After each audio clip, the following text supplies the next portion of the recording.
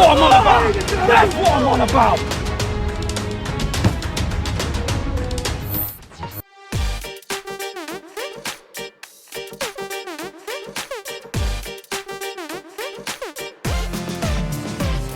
Hello boys and girls, and welcome to the preview and predicted lineup for tomorrow's game against Leeds United. Feels a little strange because we've had a week off, and normally we're doing previews and looking forward to games every couple of days. But yeah, it's nice to have a nice little break.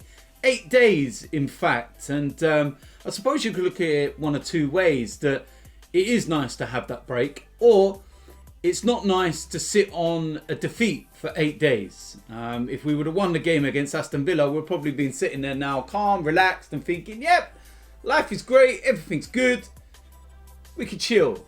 But because we lost, it's one of those where you look at it and you think, yeah, I just want to get going again. I just want to right the wrongs of that game and get 3 points on the board and everything else. And you know what, this is going to be a really tough game. I think it's going to be a very different game to some of the ones that we've seen at the Emirates in the past. Because Leeds, you know, I'm pretty confident in saying, are not going to turn up to the Emirates and play low blocks. They're not going to sit and be defensive for 90 minutes and try and contain. They will come to the Emirates and they will go for it. They will attack, they will be positive, and they will try ultimately to get the 3 points. Now, it is very dangerous in terms of the way they play because, you know, again, it's one of those that you look one or two ways. They catch you on the right day and they can very easily score 3 or 4 goals past you. But if you catch them on their wrong day, then you could quite easily score 3 or 4 goals past them. And I think that shows in their statistics this season. They've scored 38 goals. They've conceded 38 goals. They've lost 10 games, drawn 2, and they've also won 10. They're sitting 10th in the league. They are above Arsenal by 1 point. They do have a game in hand. So this is huge in terms of Arsenal keeping a bit of momentum and climbing into the top half of the table. Do I think that the season's over in terms of the Premier League? Yes, I do, to be quite honest with you. Those 2 defeats against Wolves and Aston Villa have ruled out any slight, unimaginable chance of getting into the top 4. They were so damaging. If you look at the table, if we would have got those 6 points from those 2 games, we would be sitting on 37 points. We would be above Everton, or at least below them on goal difference. As it stands, there's 2 goals. So yeah, 2 victories would have been enough to take us above them. We would have been 3 points away from a Champions League place, which is where Liverpool sit at present. And we would have played the exact same amount of games as them. Chelsea in 5th, same amount of games. West Ham in 6th, same amount of games. The only team that could have, you know, benefited would be Everton, because ultimately they do have 2 games in hand. So those 2 defeats have been massive in terms of what we could possibly have done this season and what we could have possibly salvaged. We just don't have enough games for me. 15 left, and I know there's a lot of points to play for, but nah, not for me. The consistency has just not been there at all this season, and we are where we are, and there's no denying it or doubting it. But it's a chance to go and get the win. But again, there's a few things around this game that leave it a little bit intriguing. And in terms of the team lineup, what will we do? Now, I think everybody will know the situation that we're in at the moment. We have to play this game. Then on Thursday, we have to travel to Rome to play Benfica. Now, we would have been travelling anyway because we would have been away in Portugal. But because of COVID, the game's been moved to a neutral venue and we have to travel to Rome. Then on Sunday, we play Manchester City at the Emirates. That was always going to be a difficult game. Even, you know, without the Europa League games either side of it. Then the following Thursday, we would have been playing at the Emirates in the second leg against Benfica. But again, because of coronavirus, it's been moved to a neutral venue and we have to travel to Greece. Then after that, on the Sunday, we have to go and play Leicester away. Absolutely horrendous. 4 games in the space of 11 days. And we've got Benfica twice, Man City and Leicester. That is just awful in terms of everything. I just can't stress enough how bad that is. And this is why it's key for this Leeds United game. Because I feel we will make changes for this with Thursday in mind. Like it or not, whether you want to agree or disagree with this, Thursday is more important. If we want to get back into the Champions League, then we have to win the Europa League. You can laugh, you can sit there and think that Arsenal are not going to win it in any way, shape or form. That's fine. But the realistic opportunity of us getting into the Champions League is the Europa League. We literally have to put all our eggs in this basket. And we've got to think, with that game in mind, when you talk about this one. With Manchester City in between, I don't think that's a game where you can make changes and you can go with a side a little bit weaker. Because let's be honest, Man City will absolutely annihilate us. I'm looking at Man City at present and the way they're playing. And at the time of recording this, 15 games. They're just unreal at the minute. What a time to be playing them. Thank you. Cheers for that. Hopefully Pep can take pity on Arteta and do him a bit of a favour. I don't know. Wishful thinking. But yeah, we could get torn apart by Man City with our full strength side. So I don't think we can go into that game with a weaker side. So it gives us the opportunity in this one, with all due respect to Leeds, to play a little bit less, stronger than we would, given the fact we got this game on Thursday. Because we can't go full strength in this game. Full strength against Benfica, full strength against Man City, full strength against Benfica, and then full strength against Leicester. It's not going to happen. We're already without Thomas Partey, Kieran Tierney.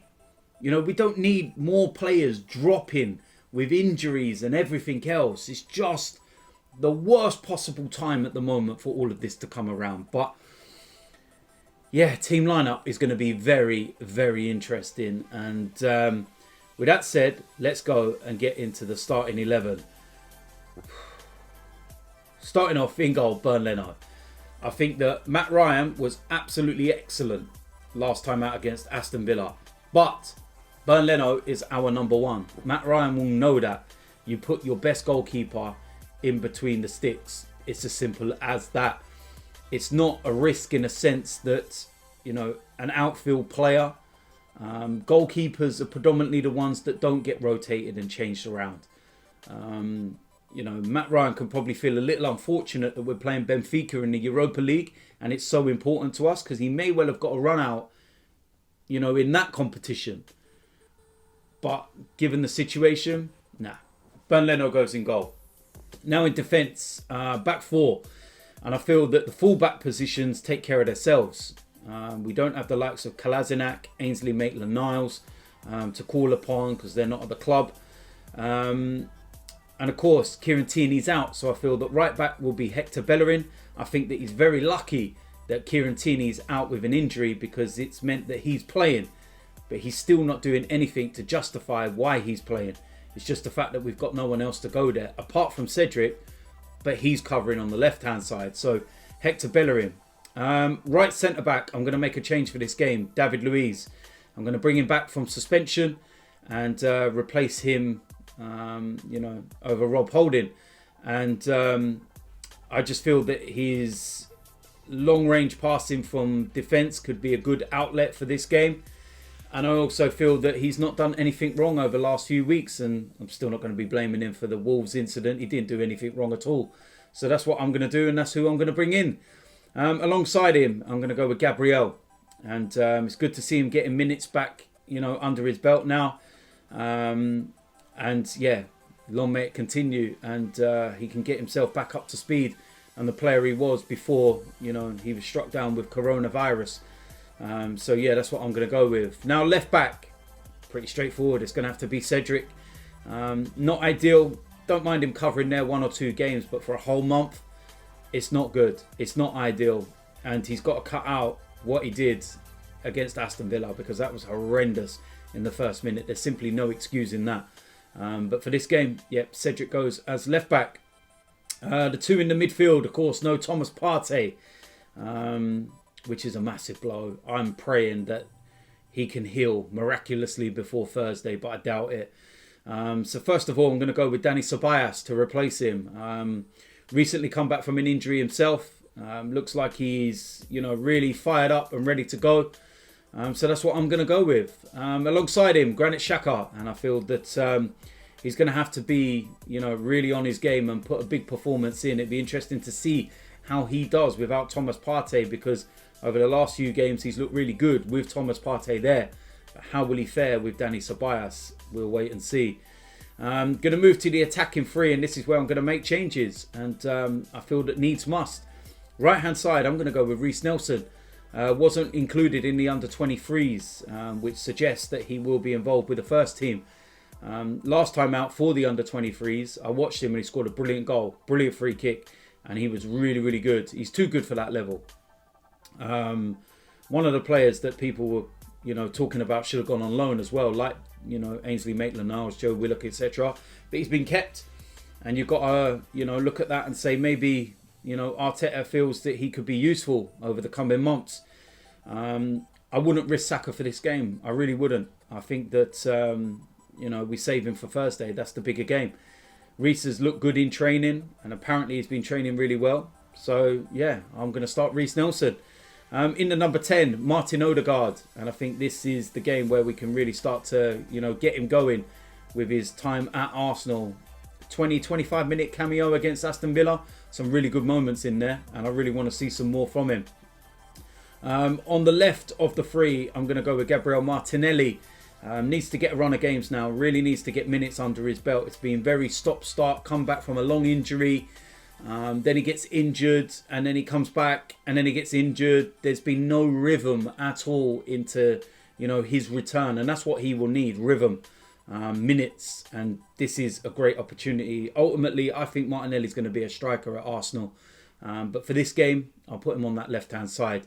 Up front, main striker, Pierre-Emerick Aubameyang, and some would say it's quite fortuitous given his performances coming from the bench last time out against Villa and even against Wolves, but we need to get this guy firing and scoring, because if we are going to, you know, have any chance of, you know, getting to the Europa League final and, you know, ultimately winning it, we need to get Aubameyang scoring goals. And I can't stress that enough, because despite his form this season, he's still our best striker.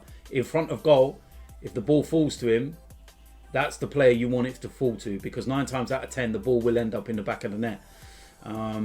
But yeah, I'm going to start him for this one. Bring Lacazette out of the side. You know, Eddie Nketiah doesn't start.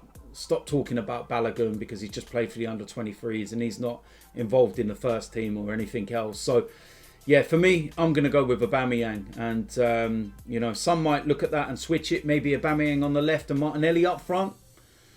Yeah, I suppose you could do that. But for this one, that's what I'm going to go with. I think Aubameyang could be vital to the way we play against Leeds and the way that they play and how exposed they can be. This could be the ideal game for Aubameyang, which is why I've gone with it. So there we go. That is it for my preview and my predicted lineup. As usual, let me know in the comment section what you think about the lineup. Do you agree or disagree? If you do disagree, who would you take out? Who would you bring in? Please bear in mind what I've already told you, that we've got Benfica on Thursday, Man City on Sunday, Benfica again in Greece on the Thursday, and then Leicester. It's a lot of travelling. It's a lot of matches, and they're big games as well.